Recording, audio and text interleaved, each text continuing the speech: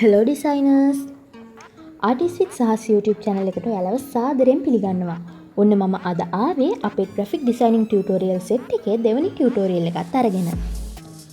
පළවෙනි tutorial එකේදී අපි Photoshop toolbox එකේ magic wand tool එක දක්වා තියෙන tools ගැන කතා කරා.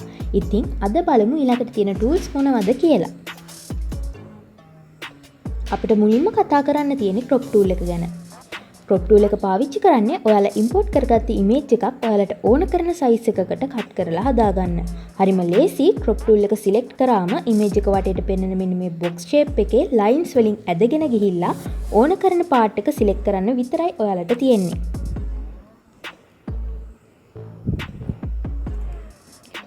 ඊළඟට අපිට තියෙන්නේ perspective crop tool එක.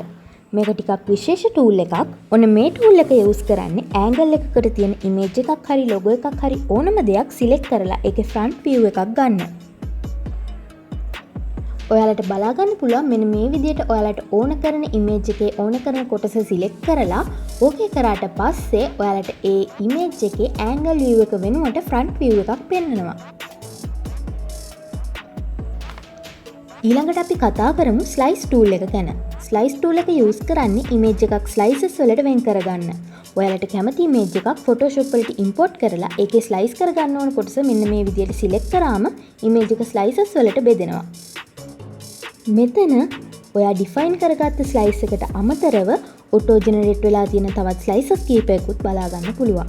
මෙන්න මේ slice එකේ මුල්ලේ තියෙන පොඩි mark එකෙන් ඔයාට බලා ගන්න පුළුවන් මේක auto generated slice එකක්ද එහෙමත් නැත්නම් user defined slice එකක්ද කියලා.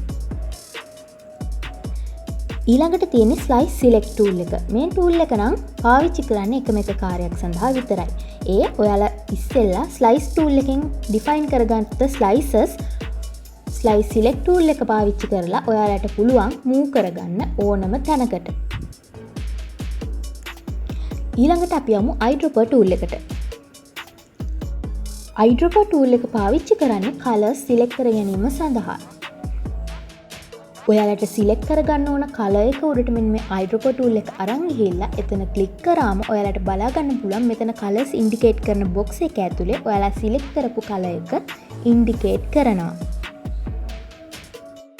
ඉතින් ඔන්න ඊළඟට තියෙන්නේ 3D material eyedropper tool එක. මෙන්න මේ tool එක පාවිච්චි කරන්නේ මොකක් හරි 3D object එකක colors වෙනස් කිරීම සඳහා. අපි ඉස්සරහට වෙනත් ටියුටෝරියල් එකක් අරගෙන මේ tool එක පාවිච්චි කරන විදිය ගැන ඉගෙන ගනිමු. ඊළඟට තියෙන්නේ color sampler tool එක. මේ color sampler tool එක පාවිච්චි කරන්න පුළුවන් ඔයාලා select කරගන්න image එකක මෙන්න මේ විදියට තියෙන spots කිහිපයක color samples එකතු කරලා තියාගන්න.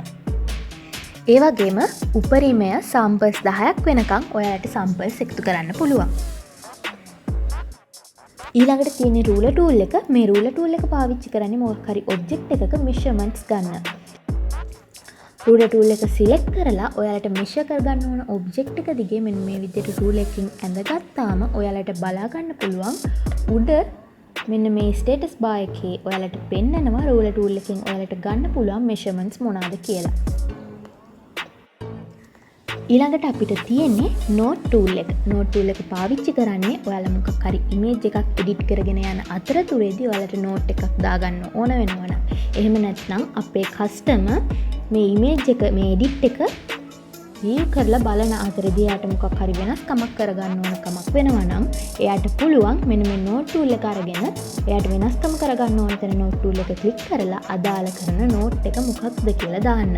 ඒ වගේම ඩිසයිනර්ට පුළුවන් වෙනවා ඊළඟට ඒ නෝට් එක view කරලා එතන වෙනස්කම වෙන්න ඕන කොයි විදියටද කියලා බලලා ඒ අදාළ වෙනස්කම කරන්න.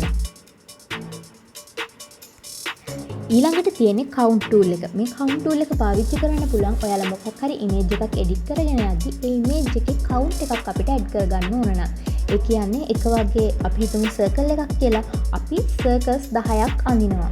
ඉතින් මේ circles 10ම අපිට වෙන්වෙන්ම අඳුර ගන්න ඕන නිසා අපි circles 10 එකේ ඉඳන් ඉලක්කම් වලට වෙන් කරගන්නවා. මෙන්න මේ count tool එකෙන් කරන්නේ අන්න ඒ ඉලක්කම් වලට වෙන් කිරීම. ඉතින් අද ටියුටෝරියල් එකේදී අපි tools 10ක් ගැන කතා කරා. crop tool එකෙන් පටන් අරගෙන perspective crop tool එක, slice tool එක, slice select tool එක, ඒ වගේම eyedropper tool එක, 3D material eyedropper tool එක, color sampler tool එක, ruler tool එක, note tool එක, count tool එක කියන මෙන්න මේ tools 10 ගැන තමයි අපි අද කතා කරේ. ඉතින් ඊළඟ දවසේ tutorial එකේදී අපි ඊතුරු tools ගැන කතා කරමු. ඉතින් තවත් tutorials බලන්න, තවත් දේවල් ඉගෙන ගන්න subscribe කරලා තියාගන්න මගේ channel එක Artist with Sahas. මම සහස්.